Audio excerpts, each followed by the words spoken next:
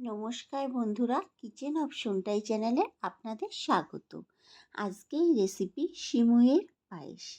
এইভাবে সিমই তৈরি করলে এর স্বাদ মুখে লেগে থাকার মতো হয়। আমি এখানে একটা কড়াই বসিয়ে দিয়েছি। কড়াইটা গরম হয়ে গেলে এর মধ্যে দিয়ে দেব 2 চামচ ঘি। ঘিটা কয়েক সেকেন্ড একটু নাড়াচাড়া করে নেব। আমার এখানে ঘিটা গলে গেছে। এর মধ্যে দিয়ে দেব 100 গ্রাম সিমই।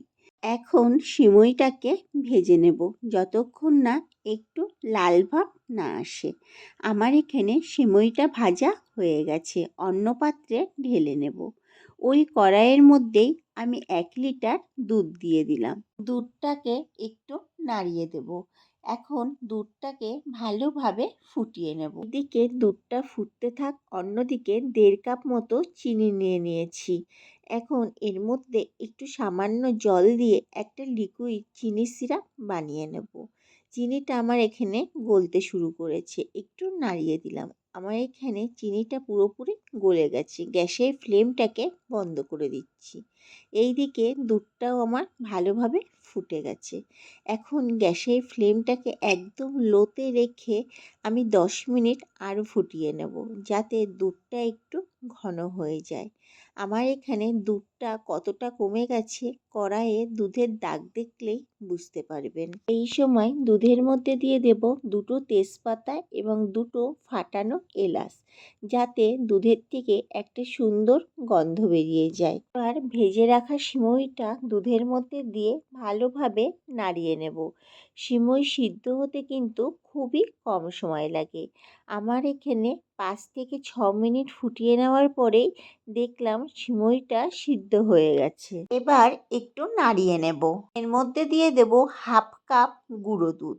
গুঁড়ো দুধটা ভালোভাবে সিমইয়ের সাথে মিশিয়ে নেব।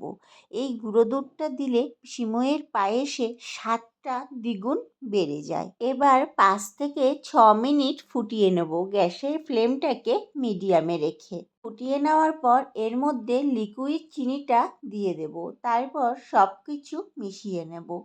পায়েসটা ভালোভাবে নাড়তে হবে, যাতে তলা থেকে লেগে না যায়। ফোটাতে ফোটাতে যেহেতু ঘন হয়ে যাচ্ছে দুধটা, এর জন্য তলা থেকে লেগে যাওয়ার ভয় থেকে যায়। এর জন্য গ্যাসের ফ্লেমটাকে সবসময় মিডিয়ামে রেখে কিন্তু পায়েসটা তৈরি করতে হবে, আর মাঝে মধ্যেই নাড়তে হবে। দেখুন দুধটা ফোটাতে ফোটাতে কতটা কমে এসছে সেটা কড়াইয়ের দাগ দেখলেই বুঝতে পারবেন।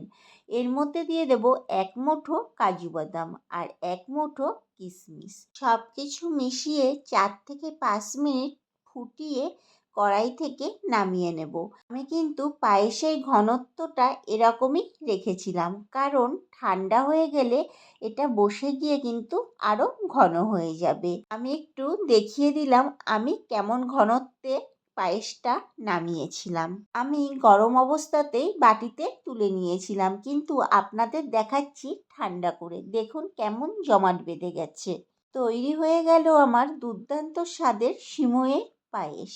এইভাবে একবার হলেও বাড়িতে তৈরি করে দেখতে পারেন। আশা করি আপনাদেরও খুব ভালো লাগবে। রেসিপিটি ভালো লেগে থাকলে আমার চ্যানেলটিকে সাবস্ক্রাইব এবং ফেসবুক পেজ থেকে দেখে থাকলে পেজটিকে ফলো করে দেওয়ার অনুরোধ রইল। দেখা হচ্ছে নতুন একটি ভিডিওতে।